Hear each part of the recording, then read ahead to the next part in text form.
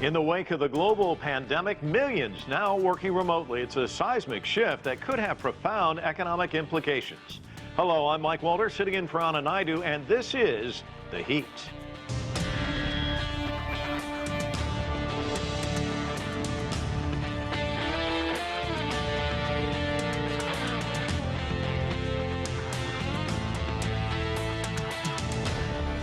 It's been dubbed the new normal, that global shift to remote work since the pandemic began earlier this year. But a new study by the National Bureau of Economic Research shows that those upsides, like greater flexibility and no commute, come with longer days, more meetings, and yes, even more emails.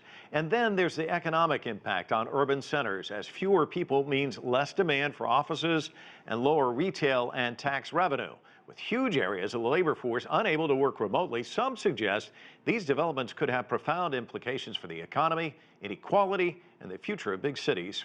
For more, we turn to CGTN's Sean Calebs. And Sean, let's talk a little bit about this. It's been an historic shift since the outbreak of COVID-19. How's it gone so far?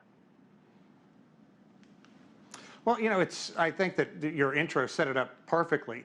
And to put this in perspective, we've been traveling around the country doing COVID-19 stories. We spent some time in Central Ohio talking to a partner at a big law firm, and he pointed to a large building and said, you know, we used to have 3 floors there. Once this is all over, we're only going to be using a couple of those floors. They realize that it's better and it suits the employees and the company better just to split it up that way. And you talked about the big reasons. Obviously, the commute is going to be one. You have comfortable clothes and also making your own hours. But that also brings a certain degree of stress. People are worried. They're getting overwhelmed right now. They're trying to, in essence, make themselves stand out. So if there is downsizing and you're not around the office to talk to your boss or supervisor, you try to point to what you can do at home. So burnout and being overwhelmed is also a downside of all this. And what about kids who aren't going to school or pets? All of those things disrupt the day. I was surprised by a couple of stats that you talked about. One, that the workday is longer. It's about 48 minutes longer each day here in the United States. And secondly, more meetings, but Mike, if there is a good side, those meetings aren't as long. Yeah, I guess that is a plus. There's also this disparity between the developed and developing world when it comes to technology and remote work. What are some of the challenges there? Yeah, that's a big one. And if you look at obviously developed countries, they're going to be much better off right now. They're going to have better policy for their employees, and obviously they have better internet services, and that is going to make perhaps the single biggest contribution, because if you can go home and get on a computer and do your work very easily, well, it's kind of a piece of cake. But if you're in a country such as Brazil, where internet can be sketchy, or in China, where there are multi-generational families living at home and it's very difficult to focus on one task throughout the day, then it's much, much more difficult. And there's also a lot of workers simply can't do their job from home, whether it be retailers or people who work in restaurants. So those folks are also being impacted on this. I saw some stats that I thought were pretty interesting as well. About 50% of the people right now are working from home, but they make up about 2/3 of all the economic revenue that is being generated. And when people were asked, would you like to go home, go back to work rather, about 25% of those people said, yes, I want to go back to the office. I miss the interaction, I miss the structured daily life. But majority of them said, you know, if I can continue to do this, I'd like to find a way to work home. Well, at some point, we're going to get you back in the office. That was Sean Calebs, CGTN's reporter, coming to you from Washington and his home.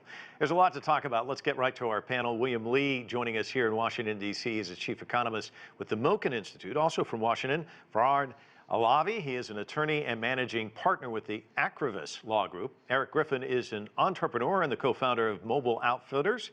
He had to reconfigure his business in the wake of this pandemic. And Rana Asgari is a project manager for a research group. She began working from home back in March. So why don't we start with you? That kind of turned your life upside down. What was it like? You had your commute to work. Suddenly, beginning in March, you're just working from home. What was that like?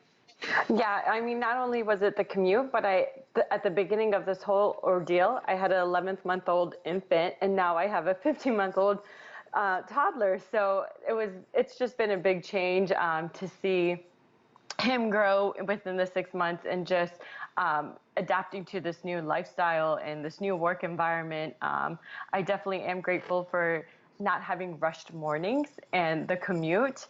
But on the other side of things, I have this little toddler running around everywhere, and I'm still trying to manage everything with work. So it's been quite the change. You know, Sean was saying the meetings are shorter, but I've found that with everybody at home, it seems like everybody's using their computers at the same time. It doesn't seem like there's as much bandwidth. Things are locking up. I mean, what are some of the issues that you've seen as a result of everybody being at home? Yeah, so in the beginning, I don't think my employer was equipped to be fully remote, but within a week they got us on the proper platforms, and they definitely boosted the VPN to get everyone just logging in on their virtual machines. So that has helped a lot, but it feels like the emails and the computer never turns off. It feels like it's just constant. Erica, you saw this from the boss standpoint of things. I mean, you've got a business model, it's working well for an economy, the economy craters, you have to be nimble, you have to think up a new approach. Talk to us about what happened with you. Yeah, it's interesting. You know, we predominantly sell through brick and mortar retail stores and shopping malls. So you can imagine that got hit pretty hard, pretty fast. We were down about 95%, our revenue's down for about 7 weeks. So we had to do a couple of things. And one, we did pivot. We started selling protection equipment, you know, PPE. We had a supplier that, interestingly enough, was supplying cell phone accessories, which is what we do, and they pivoted to start making 3-ply face masks. So, you know, we had the people, we had the capacity, we had the infrastructure to pivot, so we did. But also important for any small business that does pivot, you know, you've got to know what you're good at, and you got to stay focused on what you actually do and not get too caught up in a shiny new thing. You know, what's interesting, Eric, though, is I've heard some people who run small businesses saying, you know, one day you're thinking about success, the next day all you're thinking about is survival. I mean, were there some sleepless nights for you? There were a lot of sleepless nights. We had to furlough our entire staff, which meant me and my partner Dennis working basically 16 hours a day, you know, dealing with China, dealing with other countries, dealing with starting up a brand new business, all while obviously not getting paid, not being able to pay our staff. So it was definitely a really difficult time, but being an entrepreneur, that's what it's about. It's about hitting the pavement and reinventing yourself as many times as you have to keep going.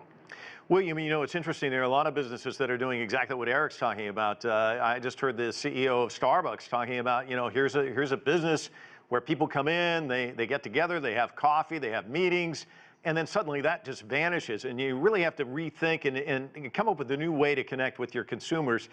Talk to me about some of the shifts that you've seen and what really stands out for you. All of our discussion so far has been with intellectual workers, that we have the luxury of being able to work at home and still be productive. And Eric's story is really the center of the new post-COVID economy, one that's flexible. You have to have a flexible business model to adapt to these different circumstances. But imagine you're a restaurateur that specializes in catering to very high-end dinners in your very fancy dining room.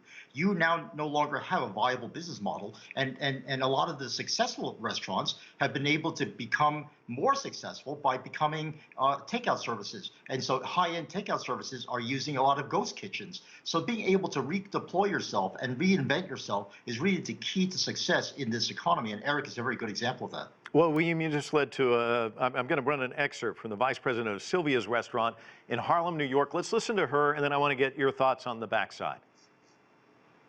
Prior to COVID, we had 117 employees, which is quite a lot for a small business, for a restaurant. So the hardest thing for my family was to have to lay off our staff. So now you have a business where you don't have cash on hand, but now you're told that you need cash on hand while you're not making any cash, because now you need to order takeout containers, cutlery, shopping bags, implement a partner, a delivery partner that is going to take 30%, you know, of your business with the delivery, and completely change around your menu. All of these things take money and access to capital, which most simply do not have. So, William, you set that up beautifully because she just described everything that ends up being a difficulty. It sounds like, great, you just transfer, you used to do this, now you do this. But capital is a big part of this. In these underserved communities, it's very difficult to get that capital. What's the answer? And that's really the problem that the Federal Reserve was tackling by having its innovative policies of Main Street loan programs. And actually what the Fed discovered was the capital markets themselves, the banks themselves, were not well set up to be able to push out loans to the right places at the right time and fast enough. So in conjunction with the Small Business Administration and the Treasury, we have a lot of these loan programs. But I think that's not enough, because if you're a business and you need to redeploy yourself, and in this instance, fire a bunch of workers and hire a bunch of new workers, train them for a new business model, you're taking a lot of risks. The kind of partnership you need to take on is not a banker who says, I want my money back and make sure you don't do anything to lose my money. Instead, you want a business partner that says, let's be innovative and let's try to grow a new business and make as much profit as possible. That's called equity ownership. So private equity and equity sources of capital is absolutely key to being able to let businesses thrive. And unfortunately, the Fed has focused on lending. And I think that's one of the big mistakes going forward, is that because all the central banks in the world are used to deploying their ammunition through the banking system, and it's all through loans, we're going to be missing out on the innovative, creative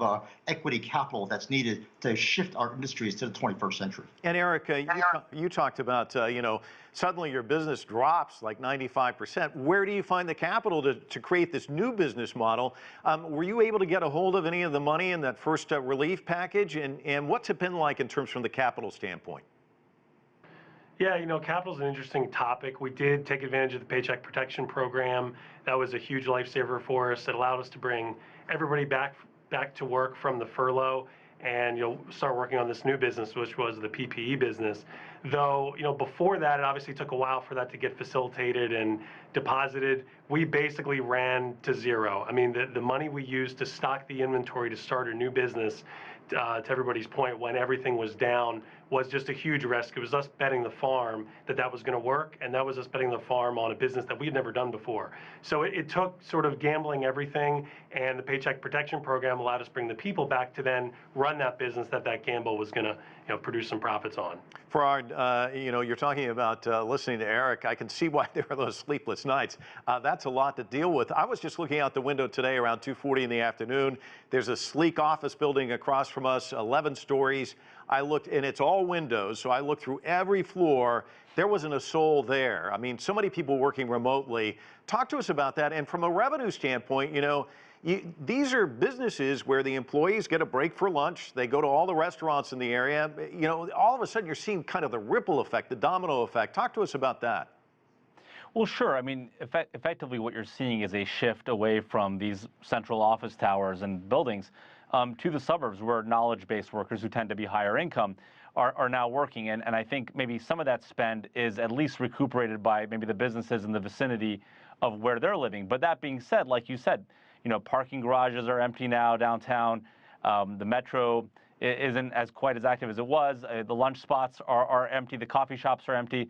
And this is naturally creating a problem for governments, too, because the tax revenue isn't trickling in. And not to mention the fact that it's creating a lot of other questions as to issues of employment law, issues of contracts, as contracts get revisited because of the situation, leases. So it's really created a domino effect that really ultimately, I think, affects the governments and primarily lenders as well.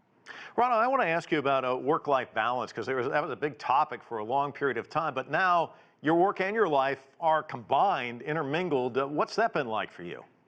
I think it's just I have to make it a point to set boundaries. So if I start my workday at a certain time, I have to just make a conscious decision to just shut my computer down or not look at my work emails, because it's so easy to do when you work remotely. I mean, everything's always on. So I just have to really make it a point and tell my team that, hey, at this time, I will have little or no access to email. I'm sorry.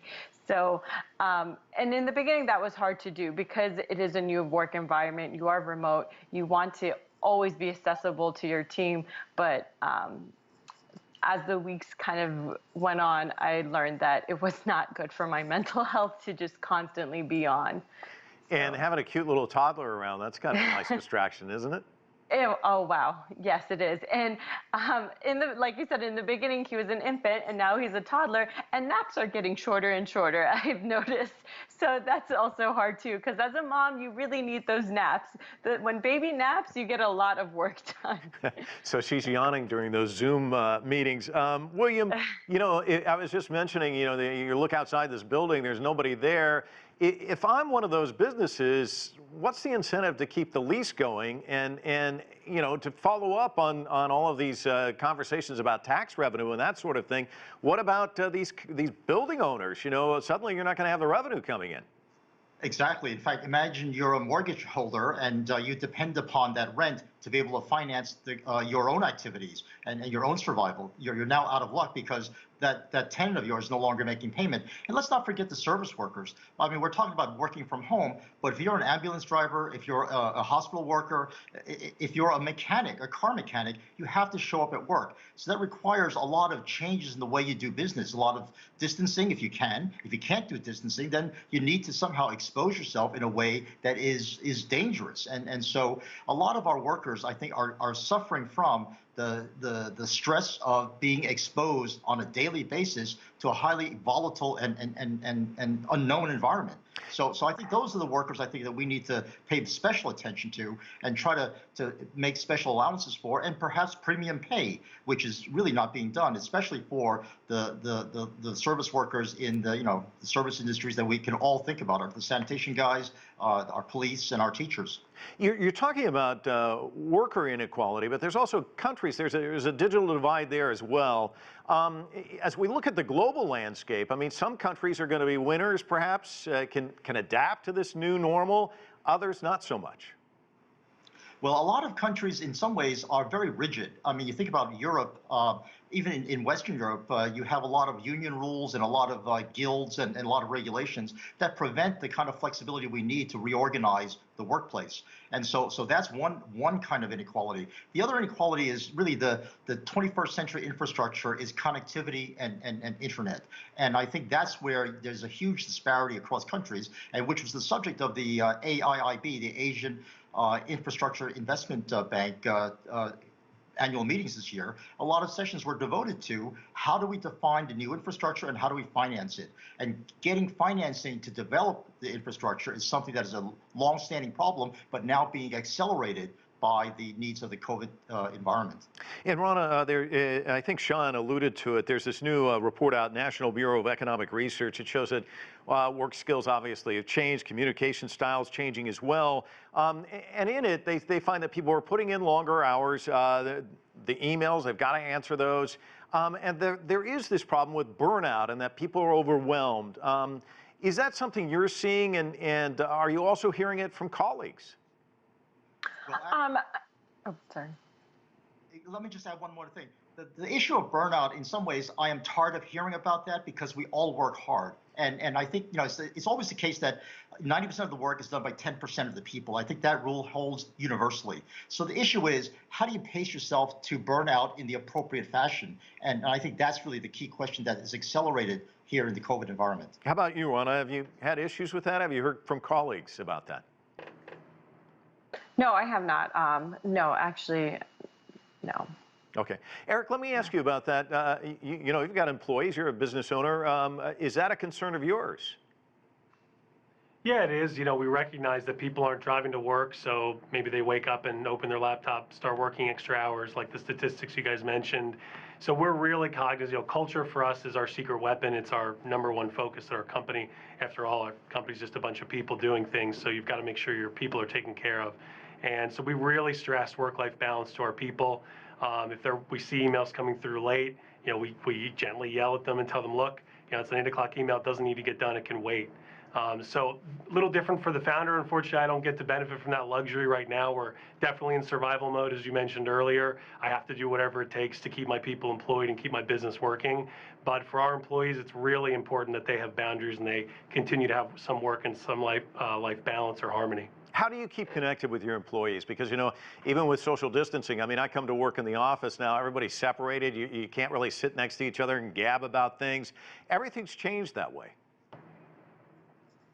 Yeah, it has, and we do regular check-ins with our employees that we implemented as first. It started with the furlough. We really cared about our people that were now home with no work to do, and maybe they were depressed about the situation, both dealing with COVID and dealing with I don't have a job at the moment. So we implemented regular check-ins, no agenda. No, we're not talking about work. We're just checking in. We make sure to weave that in our regular communication. We also do a lot of Zoom and get as much digital FaceTime as we can. Because I think it goes a long way. I know people get burned out having video conferences, but seeing someone's face and understanding their intonation a little bit better visually, I think goes a long way. Have you spent much time thinking about how your company looks post-pandemic? Are there certain things that you're doing now that you think transition as well once we get on the other side? Yeah, I think a little bit. I think it's important, for businesses to stay focused on their long-term plan until it's very, very clear that's not a good path. It's normally a windy path to get to success, and I feel like this is just another bend in that road. That said, you can't have horse blinders on and kind of say, everything's working until you're out of business. So, what we're doing, we're staying focused on our long-term plan and what we were doing originally, but now we've got to support this PPE business while the core business continues to come back. So we're just staying focused and communicating the same mission, the same vision we had before, while making sure, okay, maybe we need to develop a new sales channel. Maybe we need to develop some products that weren't in the pipeline before in a direct response to the situation. Fsrhad, what about some of these shifts that we're seeing, in terms of businesses? I was mentioning this sleek office building across the way. I was talking to a partner in a firm who has a big building in downtown DC. He's like, why do we need that anymore? I mean, are we going to see people moving out of these bigger facilities, smaller, maybe into the suburbs? What are some of the changes you think we'll see as a result? I think that's very likely. I mean, I myself run a law firm, and one of the things that we noticed was we obviously didn't need as much space. And even though now we come to the office periodically, a lot of things that we had before, like paper files and whatnot, all this can be digitized. We were amazed that, we have had remote working for quite a while. And being that our work is knowledge work, it is easier than a lot of other things, like working on a production line, obviously. That being said, it has created challenges, but I think it has opened definitely a regulatory can of worms. But that being said, again, we can see that a lot of things that we thought really needed physical space may not need as much anymore. But again, it shifts a lot of the challenges. So, for example, yes, we don't need to go to the office as much, but secondly, do our team members have the requisite tools and the requisite equipment, for example, the internet connections, as you were mentioning earlier, to make that work, remote work, as effective as it was when we were all in the office? William, I was at a conference a couple of years ago where they were talking about self-driving cars and AI, and that was going to kill some professions.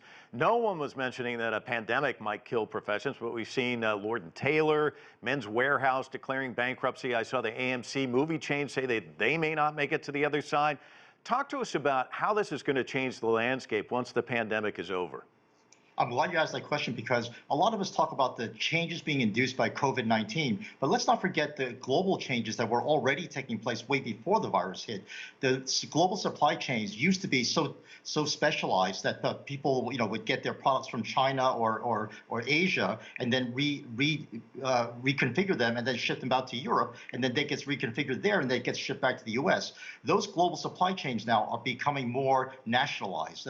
The diversification of supply chains has been an imperative even before the virus. Now the virus has made that even a greater imperative. So we have that shift going on, as well as the reconfiguring of this post-COVID environment. That fancy glass tower that you keep mentioning across from you, a lot of landlords that I've heard are saying that they're now converting office buildings to mixed-use buildings, and they need some changes in the zoning laws to be able to make some floors into condominiums and be able to sell them, and so that urban workers can actually stay in the cities in a more comfortable environment and closer to the downtown area, where once we open up again, it'll be a source of entertainment and other attractions. So these kind of changes were both induced by the global pressures that were going on to reglobalize the supply chains in a more diversified way and nationalizing some of them.